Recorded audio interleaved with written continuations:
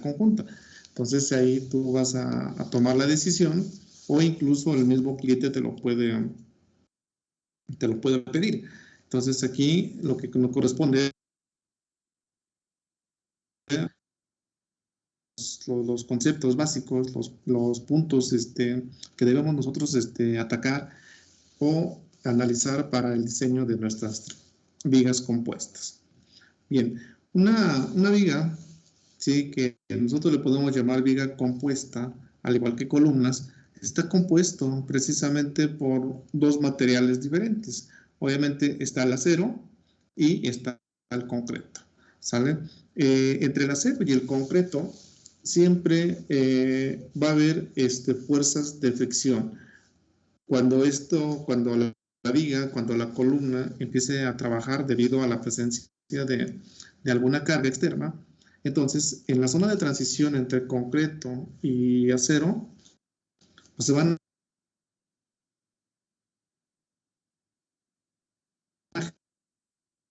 fuerzas, se presenten libremente y que tanto el concreto como el acero se deslicen o se deformen de manera independiente. Entonces ahí permítame.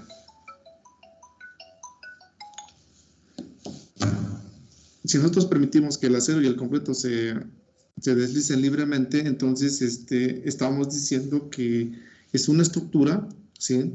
Es una estructura de un material en acero o simplemente material de concreto, dado que no estás habilitando elementos que te ayuden precisamente a que las fuerzas que hay en la zona de transición entre concreto y acero se transfieran hacia el concreto o hacia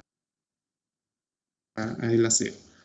Entonces, muchas veces así lo hacemos. Sin embargo, nosotros aquí vamos a estar trabajando o vamos a ver cómo se diseñan o cómo se visualizaría el diseño de vigas compuestas. ¿Sale? Para ello, para que nosotros podamos garantizar que las vigas, las vigas de concreto con el acero, perdón, al revés, las vigas de acero con el concreto trabajen de manera conjunta, nosotros debemos habilitarle forzosamente conectores de cortante.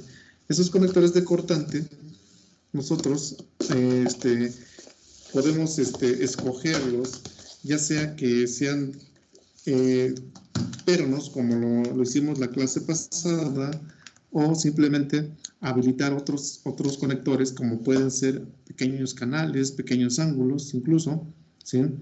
Que su función sea que haga trabajar a los dos elementos que están formando mi estructura. Entonces aquí lo importante es que nosotros vamos a seguir aplicando los mismos conceptos que traemos por ahí de comportamiento de vigas. Sin embargo, aquí nosotros vamos a involucrar un punto, bueno, intentaremos aumentar la resistencia con la presencia del concreto. Entonces, como ven ahí, en la figura que ustedes están viendo ahí en la primera, tenemos un sistema de vigas, ¿sí?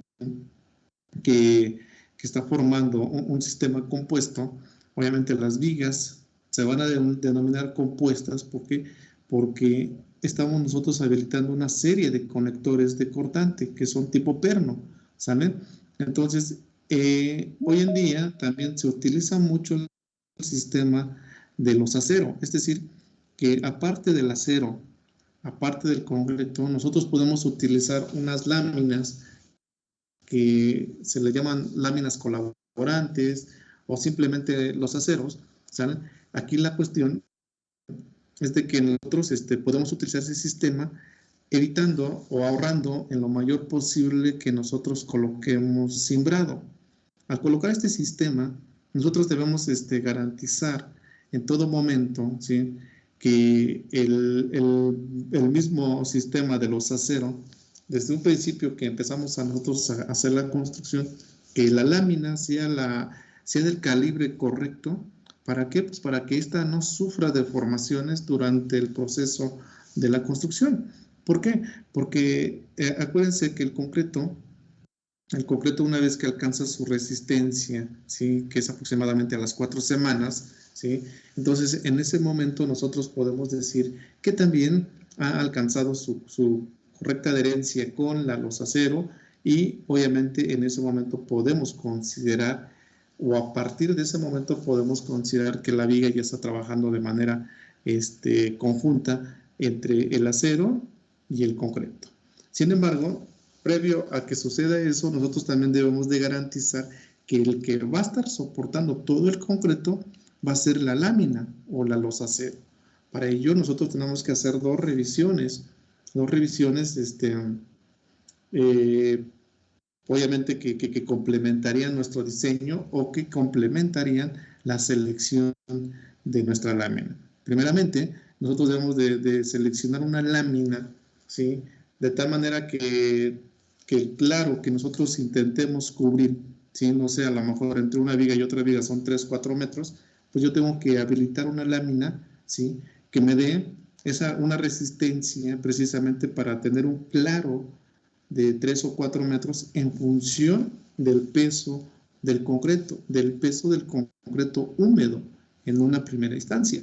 Posteriormente, yo necesitaría buscar una lámina, o verificar que esa lámina, también me en servicio. Es decir, ya cuando el concreto está totalmente fresco, cuando ya esté actuando la carga muerta, la carga viva, y a lo mejor, digo, no cargas laterales, pero sí al menos las cargas gravitacionales que les acabo de mencionar. Entonces, tengo que hacer forzosamente dos revisiones, o bien la selección de mis láminas colaborantes debe ser a través de dos selecciones. Una cuando el concreto está completamente húmedo y otra cuando ya la estructura o cuando el concreto alcanzó su dureza y que además ya están actuando todas las cargas muertas que vayan a haber y además las cargas vivas que vayan a estar actuando durante su vida útil. Entonces, tenemos que hacer esta revisión. Ahora bien, nosotros muchas veces podemos prescindir incluso, y yo he visto muchas estructuras de ese tipo que únicamente colocan la losa acero, ¿sí? Sin conectores de cortante. Entonces acá lo que tú tienes que hacer es revisar la losa acero como tal, como si fuera una viga simplemente apoyada, soportando todas las cargas que van a obrar, sale en ella. Sin embargo, la viga que tú tienes abajo como soporte debe ser revisada de manera independiente. ¿Por qué? Porque tú no estás colocando conectores de cortante. Entonces, por ahí hay que tomar en cuenta esta parte. Para que nosotros tengamos una viga compuesta, forzosamente debemos habilitar conectores de cortante. ¿Sale? Entonces aquí vemos unas figuras, aquí vemos otra figura de cómo se colocarían los conectores de cortante y obviamente definir la cantidad necesaria para que nosotros garanticemos que nuestra estructura va a estar trabajando de manera conjunta. O más bien dicho, que nuestras vigas van a estar trabajando de manera conjunta. Vean, aquí tengo agregué ¿cómo se llama? Una dirección de internet. Espero que abra. Por ahí tengo, ya descargué, es como un libro, ya descargué ese, pero no, la verdad es que no sé dónde quedó.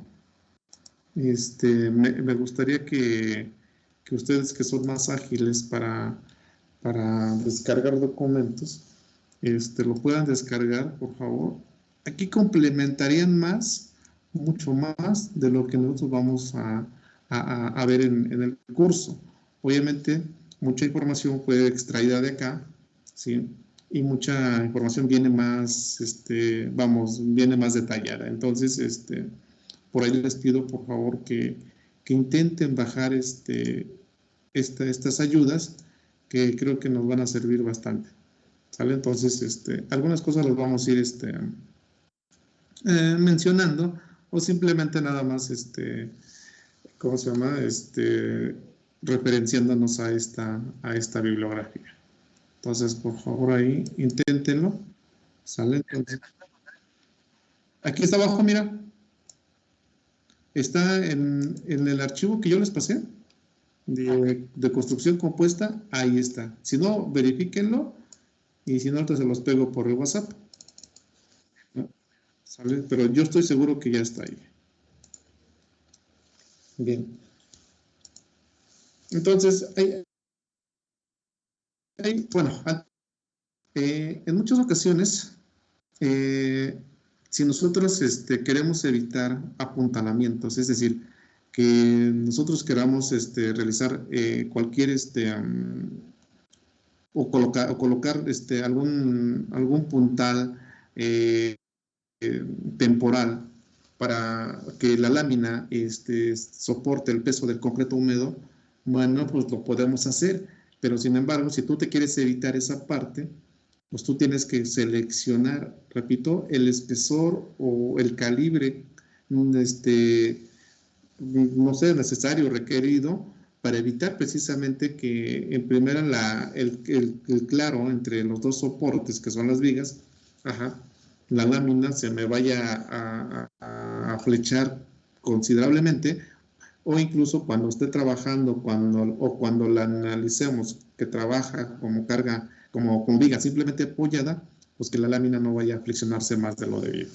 Entonces, muchas veces, si no tenemos eso o nuestra lámina no da la resistencia para tener para soportar este claro, entonces muchas veces lo que se hace es colocar un soporte, un puntal no sé, en medio de los dos claros, soportes, perdón. ¿Sale? ¿Para qué? Pues para evitar precisamente o para disminuir el claro de la lámina. ¿Sale? Porque muchas veces no lo revisamos y digo, no, pues ya no hay problema. No le coloques puntales, sale, perfecto. Entonces, cuando tú vienes y vacías el concreto, pues la lámina se te puede pandear. Entonces, cuidado por ahí. De hecho, vean, la forma en cómo viene la lámina, esto se le llama troquelado, precisamente es para que la misma lámina te dé una muy buena inercia en el eje, vamos, le podemos llamar el eje fuerte de la lámina. Si yo la lámina hubiese sido totalmente ahora sí plana, entonces pues ahí en realidad no es benéfico. Entonces esta forma de troquel, la lámina hace que precisamente te proporcione un momento de inercia considerable. Entonces, por ese motivo viene de esa manera y además de que te ayuda a aligerar el peso de la losa. ¿Sale? Entonces, por ahí hay que tomar en cuenta esa parte. Muchas veces le decían no utilizamos la lámina colaborante o la losacero, sino que simplemente colamos la losa directamente y esta se está apoyando directamente sobre los perfiles de sobre los patines o incluso parte del patín o sí, la mayor parte del patín o en su totalidad el patín en compresión esté totalmente embebido de concreto. Pero aún así nosotros tenemos que habilitar conectores de cortante si es que queremos que nuestra sección de nuestra viga está trabajando como viga compuesta. Ahora, en estos casos, forzosamente nosotros necesitamos colocar o habilitar un cimbrado, porque de lo contrario, pues nada más no vamos a poder colocar la losa. Ahora, en estos casos, cuando usamos los de lámina colaborante, el refuerzo precisamente, el refuerzo ya es mínimo. Ajá, y es mínimo el refuerzo del concreto. Entonces ya es muy mínimo. Sin embargo, cuando no utilizamos lámina colaborante, entonces el refuerzo debe ser como si fuera el de una losa normal. ¿Sale? Entonces, por ahí también hay que tomar en cuenta esa parte. Pues por aquí a lo mejor dices, me ahorro mucho trabajo en el cimbrado y me ahorro también en el refuerzo. Pero también la lámina, la verdad, no sé cómo en los costos de las láminas, puede ser un factor que también se nos salga de presupuesto. En realidad no refuerzo, tienes que habilitar cimbrado y obviamente eso conlleva que forzosamente empiezas a retirar tu cimbrado hasta después de las 3 o 4 semanas para que tú puedas incluso realizar trabajos en la parte de arriba. Y aquí no, aquí al otro día, 3 o 4 días, puedes empezar a trabajar sin problemas, dado que si no es mucha carga lo que tú le vas a generar al concreto, bueno, pues entonces no hay ningún problema y puedes seguir avanzando los niveles siguientes en el colado sin problema alguno. Ok, entonces cuando utilizamos los aceros de igual manera, hay que colocar esa losa acero, hay que habilitarla, hay que escoger el calibre necesario y nosotros debemos tomar algo importante, en cuenta algo importante, de que muchas veces, vean, a estos valles o crestas, más bien yo las llamaría valles de la losa acero, le llaman costillas, ¿sale? Esas costillas, ¿sí? Estas costillas pueden ir paralelas a la trave de soporte o a la viga de soporte, o incluso puede ir perpendicular, ¿sale? Entonces aquí nosotros ya vamos a definir qué nos conviene o incluso la misma configuración de tu estructura te va a decir, ¿sabes qué? Te conviene orientar las vigas o la losa acero de manera paralela o de manera perpendicular. Entonces, ahí hay que tomar en cuenta esa parte. A lo mejor acá, fíjense, en esta, aquí están totalmente perpendiculares, ¿sí? Pero ¿qué crees? A lo mejor en esta zona va a haber una viga principal que va a conectarse a una columna y a otra columna. Y la losa acero ahora va a estar sobre la viga principal, va a estar de manera paralela. Ajá, entonces ahí hay que ver que la losa acero está paralelo a la viga y aquí en estos casos están de manera perpendicular. Generalmente, y así lo he visto, digo, en la mayoría de las estructuras que he observado, que en el sistema de piso, ¿sí? O en las vigas que fungen como soportes, como largueros, la losa acero se orienta de manera perpendicular. Y en las vigas principales, ya, al menos en un par de ellas, si tú estás formando un marco completo, un marco cuadrado, ¿sale? Entonces, al menos en dos de ellas, la losa acero va a estar de manera paralela. Puedes incluso ese marco principal o esa viga principal que te decía, que a lo mejor viene por acá, prescindir de conectores de cortante. Tú vienes y dices, ¿sabes qué? Aquí viene mi viga. Perfecto, aquí viene la bigota. Por aquí también está algo así. Bueno, la verdad es que está saliendo bien. Pero bueno, por ahí viene la viga. Ajá, entonces, y esta es una bigota bien chochota. Entonces, esas vigas puede ser que nada más estén soldadas a la viga principal, ¿sí? Y que la lámina, aunque se apoye sobre los patines de la viga principal, ¿sí? Podemos prescindir de conectores de cortante. Entonces, tú lo que estás haciendo en este caso es que nada más el sistema de piso, ¿sí?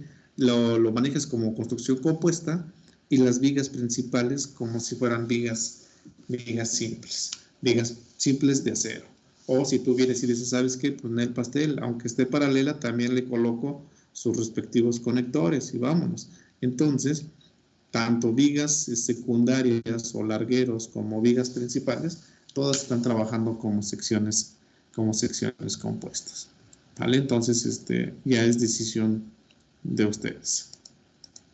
Bien, entonces por ahí vamos bien.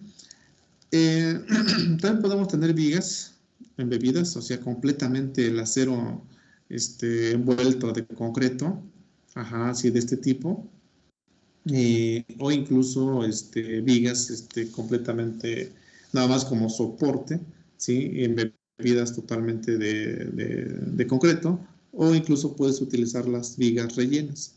Pueden ser de secciones cuadradas o rectangulares o secciones circulares. Entonces puede ser que también nosotros podamos tener. Aquí también, si nosotros habilitamos este sistema, pues tenemos que colocar sus respectivos conectores de cortante. ¿Cuántos? Los necesarios. Principalmente ¿en dónde? En la zona de compresión. ¿Por qué? Porque aquí es donde se va a dar la transferencia de cortante. ¿Para qué? Pues para evitar que en esa zona el concreto y el acero trabajen de manera independiente. ¿Sale? Entonces, así lo vamos a estar trabajando y adelante. Bien, cuando nosotros tenemos un conjunto de vigas, como es el caso, sale como esta, entonces las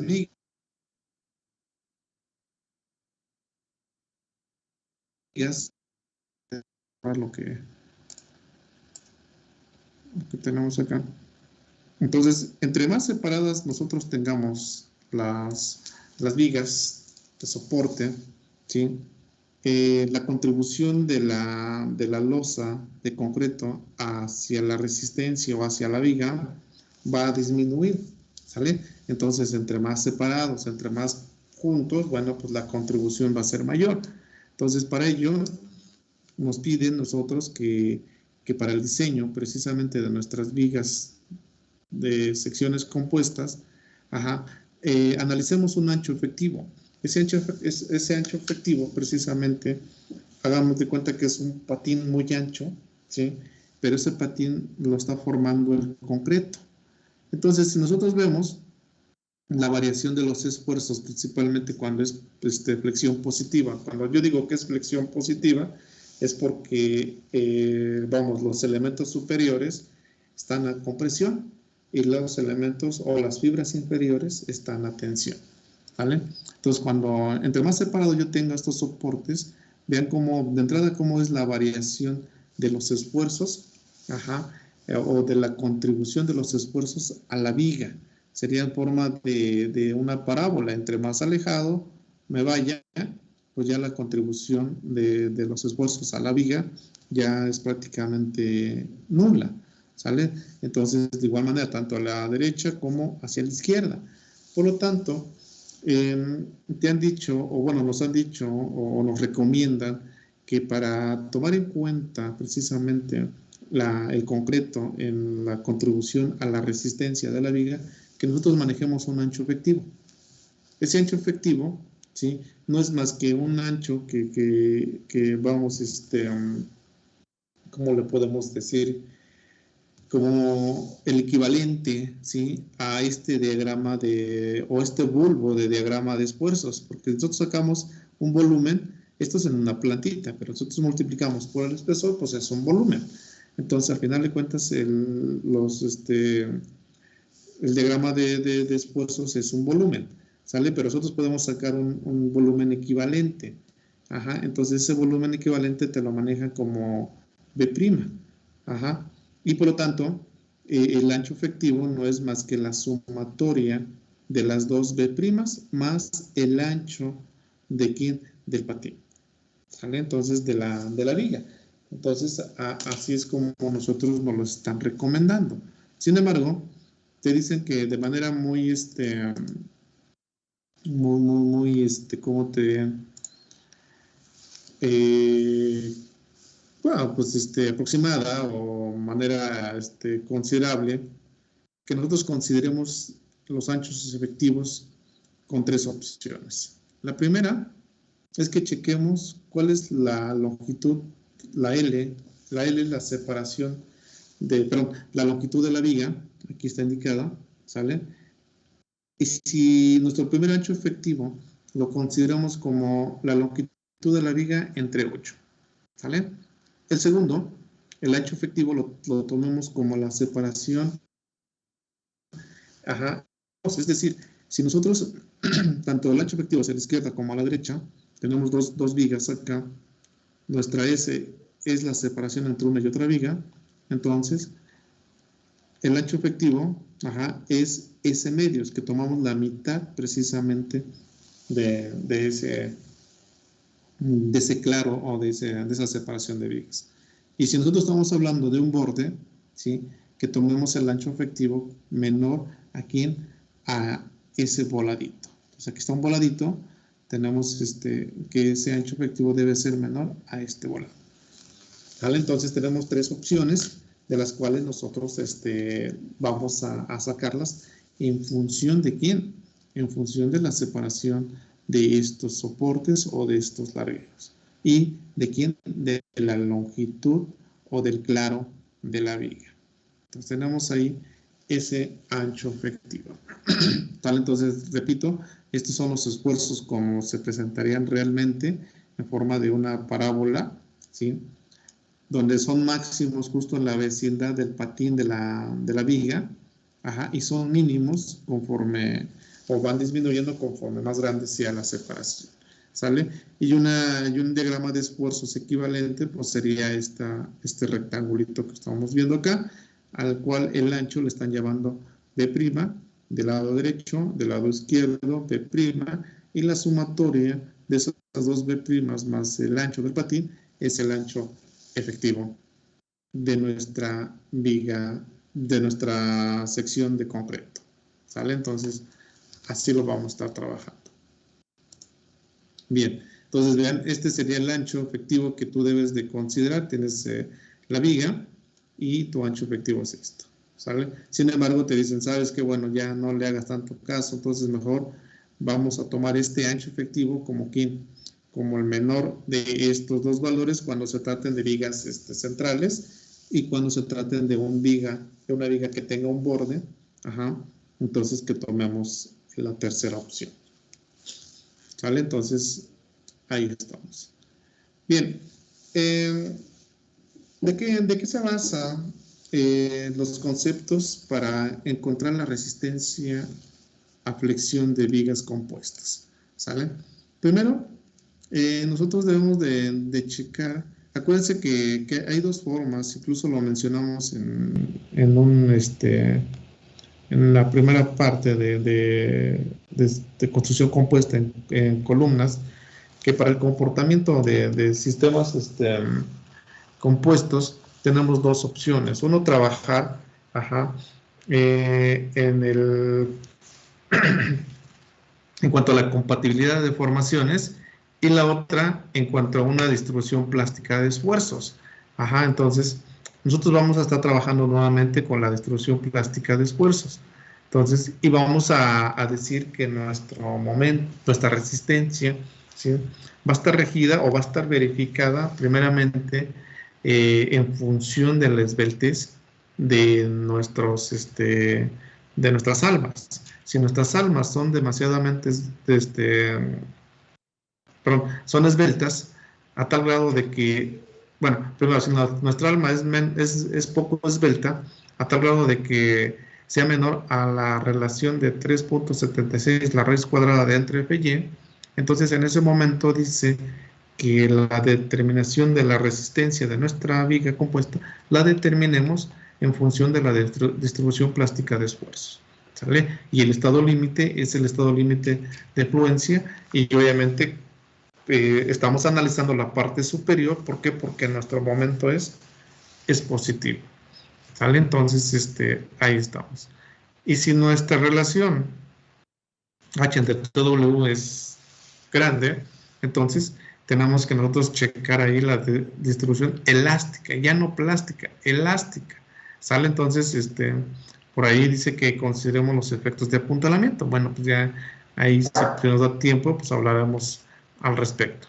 Pero en primera instancia vamos a estar trabajando nosotros bajo estas consideraciones, que nuestra relación ancho-espesor del alma pues sea menor a 3.76 la raíz cuadrada de entre f y y. ¿Sale? Entonces, aquí viene precisamente un punto importante. ¿De qué depende la resistencia? Si nosotros vamos bajo la distribución plástica de esfuerzos, ¿de qué depende la resistencia de nuestra sección compuesta? Pues depende de la posición, ¿sí?, de la localización o la posición del eje neutroplástico. Ese eje neutroplástico indica que en ese eje cambian los esfuerzos cambian de ser de compresión a tensión. Entonces, nosotros tenemos que buscar esa posición de ese eje neutroplástico, identificado como NP, ¿sale? En algunos casos, nuestro NP, eje neutroplástico, puede caer, ¿sí?, en el concreto. puede caer en el concreto o puede caer en el patín de la viga o incluso puede caer en el alma de la viga. Tenemos tres opciones nada más: en el concreto, en el alma de la viga, perdón, en el concreto, en el patín de la viga o en el alma de la viga. Entonces ahí va a depender de las características principalmente de quién, pues del acero, del concreto y también de nuestro ancho efectivo. ¿Sale? Entonces, así lo vamos a estar trabajando.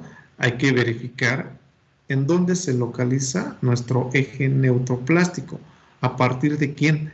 Del paño superior del concreto. Vean ahí, nosotros debemos de colocar o conocer este valor de A, que es la profundidad del eje neutroplástico. ¿Sale? Entonces, por ahí vamos a empezar a chambear. Bien, entonces, como mencionamos, tenemos tres opciones: que el eje neutroplástico caiga en el concreto, en el acero, ya sea en el patín o en el alma. Ahí es donde nosotros tenemos que poner atención especial. Bien. En el primer caso, cuando el eje neutroplástico cae en el concreto, bueno, entonces nosotros vamos a decir que como el eje neutroplástico cae en el concreto, parte del concreto, ¿sí?, está trabajando a compresión. Y prácticamente todo el acero, todo el perfil de acero está trabajando a tensión o a esfuerzos por tensión. Incluso el concreto se va a someter a un estado de esfuerzos de tensión. Sin embargo, esas resistencias a tensión, nosotros las vamos a despreciar. Por lo tanto, ustedes aquí en el diagrama de esfuerzos no ven nada, totalmente vacío. Y entonces, aquí lo que tenemos nosotros que verificar que si conocemos nuestro ENP de manera correcta, entonces podemos calcular cuál es la resultante de las fuerzas de compresión en la zona de concreto y la resultante de las fuerzas de tensión en el acero. Entonces vean ahí su máxima resistencia a la compresión del concreto, 0.85 del F'C. La profundidad del concreto o el peralte del concreto va a ser A, y el ancho es B. Por lo tanto, su resistencia o su máxima carga de compresión, o la resultante de esos esfuerzos es 0.85 del F'C por el peralte por el ancho efectivo. Eso es el concreto, ¿sale? Y en cuanto a la tensión, pues prácticamente toda la zona de tensión está completamente a esfuerzos de tensión. Entonces su resultante, ¿quién es? Pues el área de acero por el FY. Prácticamente así sería, y eso creo que sería lo más conveniente. Sin embargo, no necesariamente va a pasar así. Si nosotros hacemos el equilibrio, ¿sale?, es decir, que tanto los esfuerzos por tensión como por compresión los hacemos iguales, de esa manera vamos a evitar rotaciones adicionales, garantizando que las dos fuerzas son iguales, de modo tal que al multiplicar por el brazo de palanca que separa esas dos fuerzas, me va a dar el momento resistente de ¿quién? De la sección transversal. Entonces, si nosotros hacemos eso, igualamos ahí el área de cero, que es las fuerzas de tensión, y el área del, el área de cero por el FY, y luego 0.85 del F'C por A por B efectiva. Entonces, decimos que encontramos o igualamos las resultantes de tensión y de compresión. En ese momento, nosotros podemos calcular la profundidad del eje neutroplástico. Entonces, ¿a partir de quién? De la cara superior del concreto. Entonces, el eje neutroplástico, no lo alcanzo a ver acá porque se habilita una barrita, dice que es el área de cero por el esfuerzo de acero, el esfuerzo de plancha del acero, entre 0.85 del F'C por B. Entonces, ya encontramos la profundidad del eje neutroplástico. ¿Por qué? Porque estamos diciendo que está en el concreto.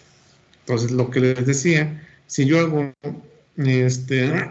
una sumatoria de momentos, ya sea en la zona de tensión o en la zona de compresión, nosotros vamos a encontrar el momento plástico, que va a ser igual al momento nominal.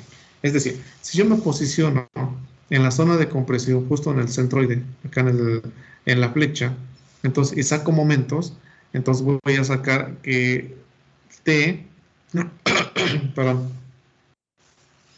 la fuerza T, que es área de 0 por FY, la voy a multiplicar por D más T menos A', digo, menos A medios. Si nosotros sacamos este brazo de palanca, ¿quién es? Bueno, el centroide de esa T, ¿dónde está? Pues a la mitad de ¿quién? Del peralte. Ahí está.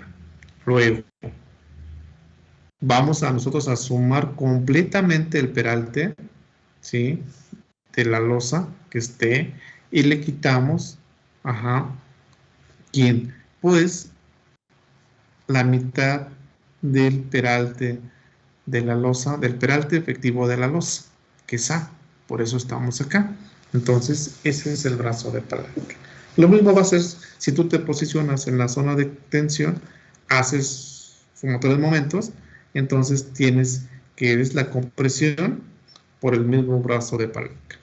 ¿Sale? Entonces, creo que es el más simple de determinar y definimos que sus factores de resistencia y de seguridad, 0.9 y 1.67. Ese es el más simple. Ahora, ¿qué pasa?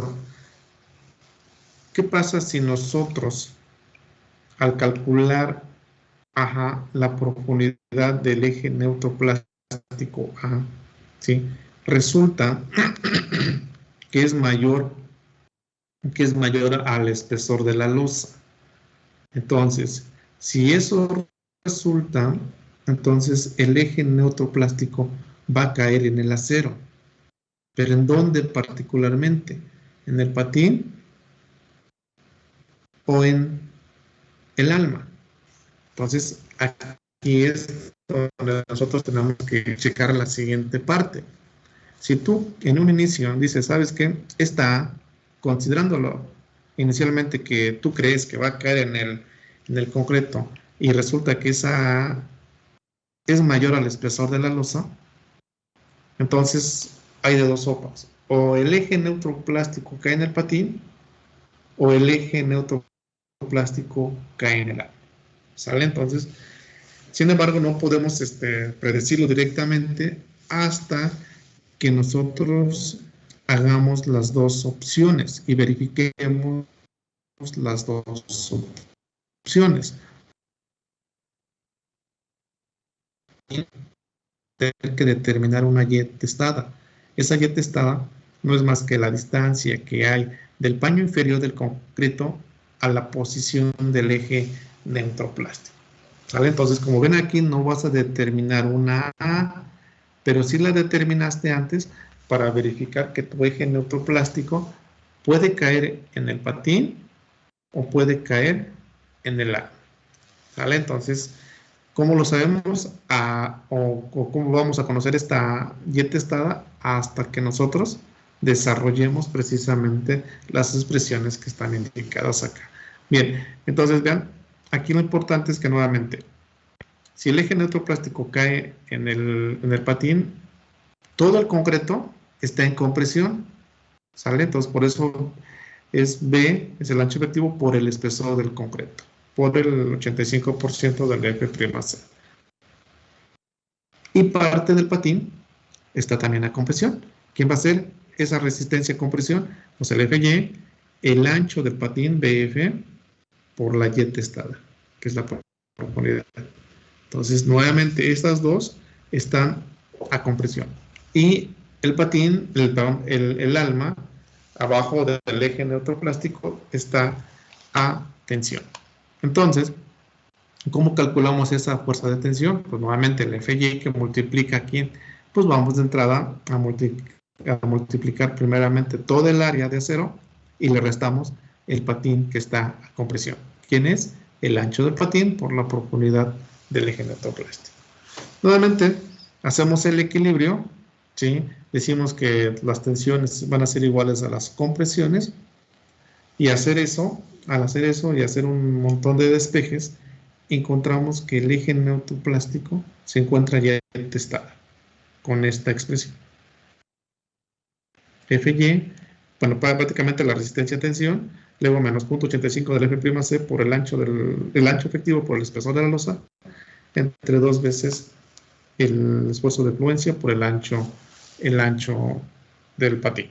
Entonces, y para que finalmente encontremos el momento resistente, en función de esta expresión. Entonces es un poco larga, pero bueno, si nosotros hacemos, nuevamente les decía, el equilibrio, vamos a llegar a esta expresión. ¿Sale? Entonces tenemos ahí una segunda opción, y la tercera opción que nosotros tenemos es que ahora todo el concreto, todo el patín y parte del alma se encuentran a compresión, dado que el eje neutroplástico está en el alma. De igual manera, aquí vemos los diagramas de compresión, el concreto totalmente, el patín superior completamente a compresión, y parte del alma también a compresión. Y vean aquí nada más el patín inferior y parte del alma están a esfuerzos de tensión. Entonces, de igual manera, hacemos el equilibrio, despejamos la Y testada y encontramos que la Y testada es este valor, lo que vienen ahí. Entonces, todo en función de quién, en la mayor parte del espesor del alma. Entonces aquí creo que como que, no sé si puedo hacer un poco más grande ahí. Es que es una ecuación, al final de cuentas. Más que no sé por qué no se quiere agrandar. Ahí me estoy cortando los... No es una figura. Bueno, ahorita la corregimos. Aquí TW, TW, TW y FY. No sé por qué no me da chance de modificarle. No sé por qué. Ahorita lo checamos. Y finalmente el momento nominal o resistente, nuevamente, es una ecuación demasiado grande. Nada más hay que tener mucho cuidado ahí para encontrar la resistencia respectiva. ¿Sale? Entonces, esa sería cuando tenemos momentos positivos. Y cuando tenemos momentos negativos, bueno, pues vamos a referirnos al capítulo F. Entonces, así de simple. ¿Por qué? Porque ahora el momento es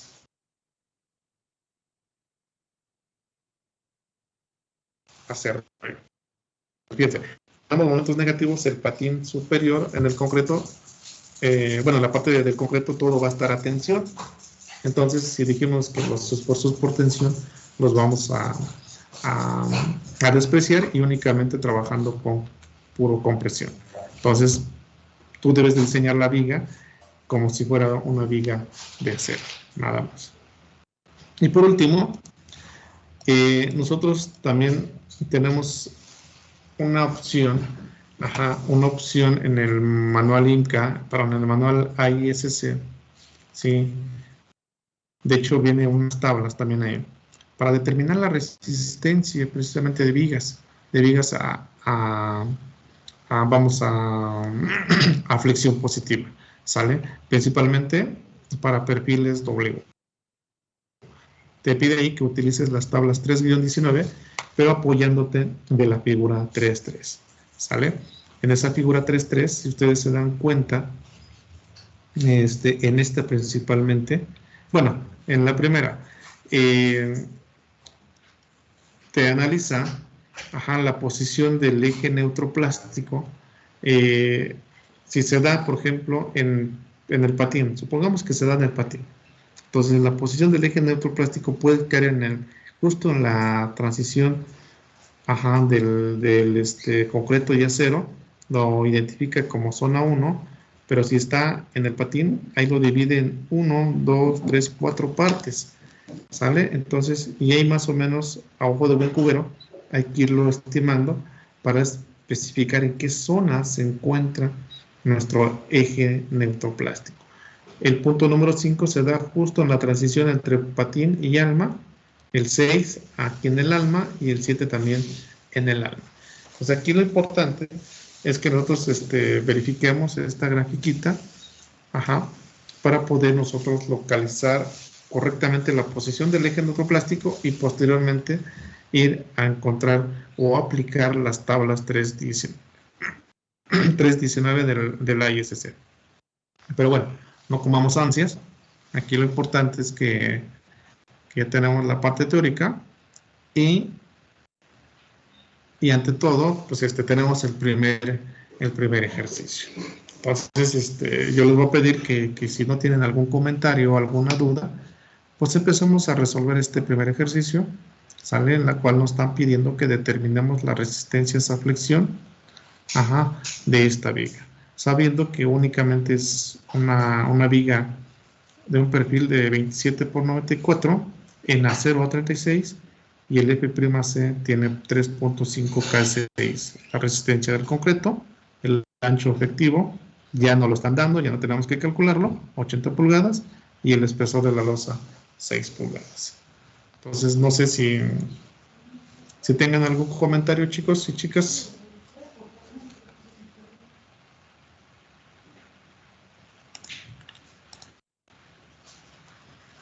Hablen o callen para siempre. Cristian. No, pues todo bien. ¿Todo bien? Jessica.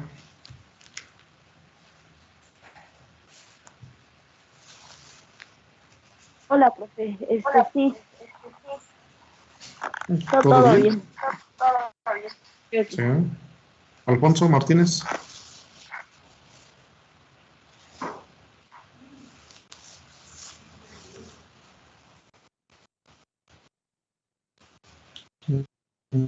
¿Escucha? ¿Todo bien, Iván? Luis Iván. Sí, profe, apenas asimilando. Sí. Ok. Bueno. Bueno, pues adelante, a ver, por favor, inicien ese ejercicio, por favor, a ver qué resulta. Mientras, yo voy abriendo una hoja de PowerPoint, de PDF para irlos acompañando en su desarrollo y a ver qué pasa.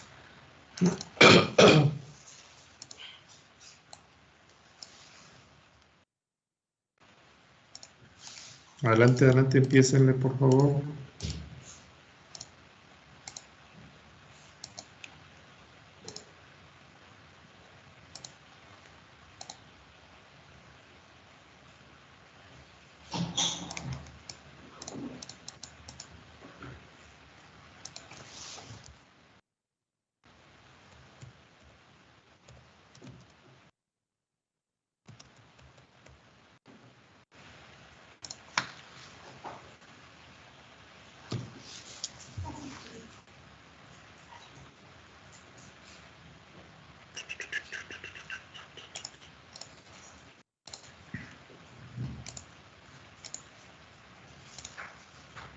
No quiso abrir el PDF.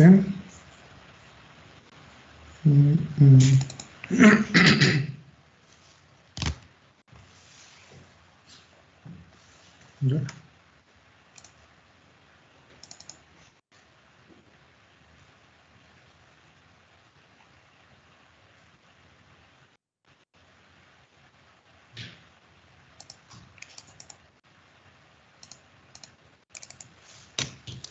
Ahora, ¿qué pasa? No quiere abrir.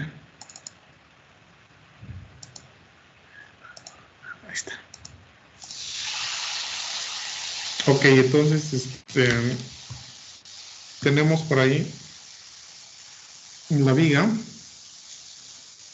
Vamos a hacer el ejemplo 1.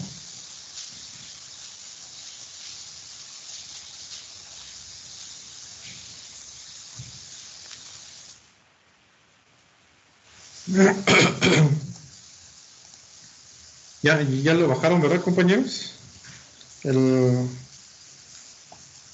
¿Cómo se llama? El PDF.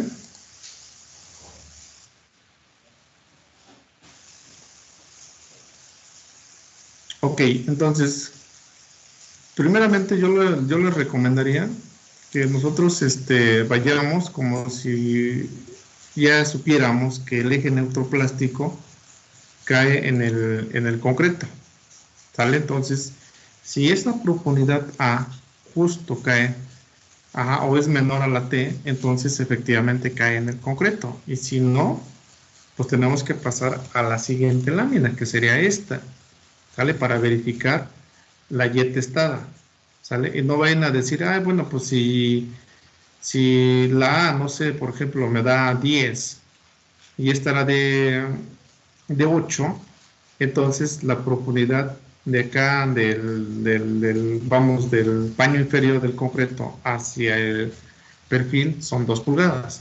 Y no es así, sino que ahí nomás lo único que me está dando a entender es que el eje neutroplástico cae en el acero, más no todavía si en el patín o en el alma, ¿sale? Entonces, pues vamos a hacerlo por ahí, por favor, échame ahí la mano. Entonces, dijimos, ejemplo 1, la A, y ahora qué onda, no quiere, anda muy,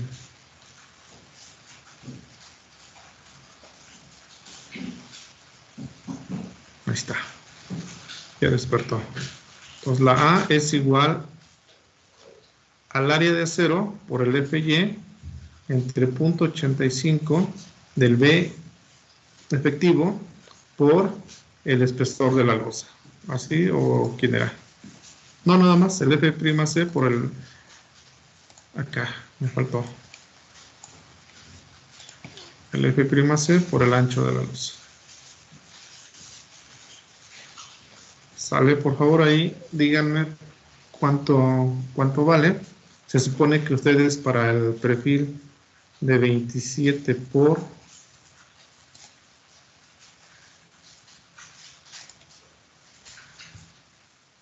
94,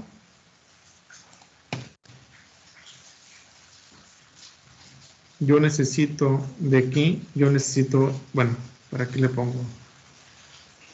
El área de acero. ¿Cuánto vale esa área en pulgadas cuadradas, por favor, compañeros? Si lo tienen, pues indíquenmelo, por favor.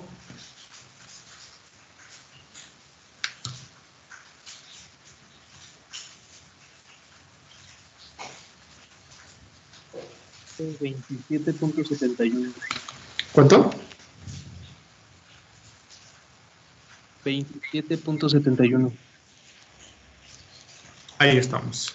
Entonces, 27.71 por 36 versus 0.85 por 3.5, que es el F'C, por ¿cuántas pulgadas fueron? 80 pulgadas, el ancho efectivo. Entonces, este ejemplo está muy simple. Entonces, no hay ningún problema. ¿Cuánto es ahí?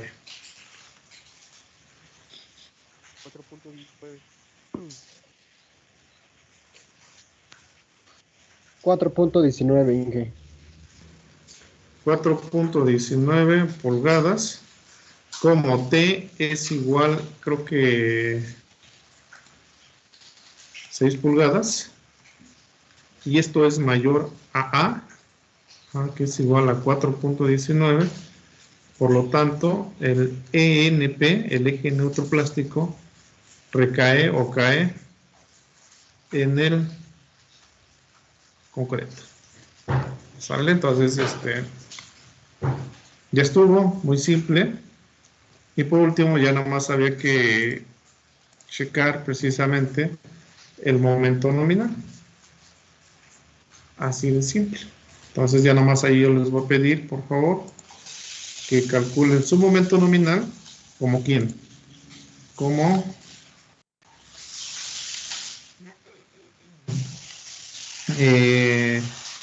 ya sea la tensión, ajá, o la compresión de medios más T entre A medios. Vamos a poner D medios, T por D medios, más T menos A medios, o también la compresión por D medios, más T menos A medios. ¿Sale? Entonces ahí hay que determinarlo a sabiendas de que T, ¿quién es? El área de acero por el FY, y la compresión, ¿quién es? 0.85 del F'C por el ancho efectivo y por la A. Si no mal recuerdo, así es como debe estar. 0.85 de ancho efectivo por la A y AS por FY. Entonces, así de simple.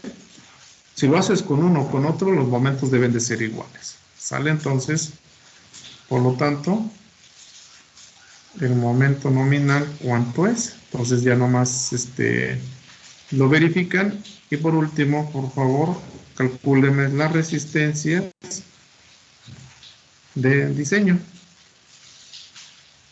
Ajá. Entonces aquí va a ser MN entre omega. Bueno, entonces, no sé si tengan algún comentario. Si no, yo les voy a pedir, por favor, que trabajen ese ejercicio y trabajen el siguiente ejercicio que viene ahí, por favor, y lo checamos la clase siguiente.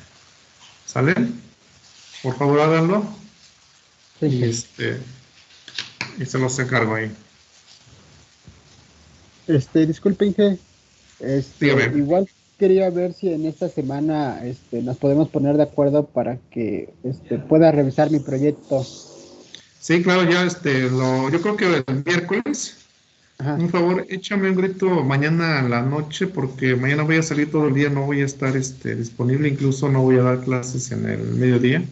Ajá. Y yo te respondo. El miércoles lo más seguro, el de Ok. de 1:30 Ajá. a las 2. ¿Sale? Ok. O 1:40, y si quiero otro equipo, de 1:40 a 2:20. Entonces Ok, muy un bien. tiempo de 20-25 minutos. Muy bien, Inge. Sí, yo mañana le mando un mensaje por Por la favor, noche. en la noche. Gracias. Sale. Entonces, déjenme copiar la lista que no es lista.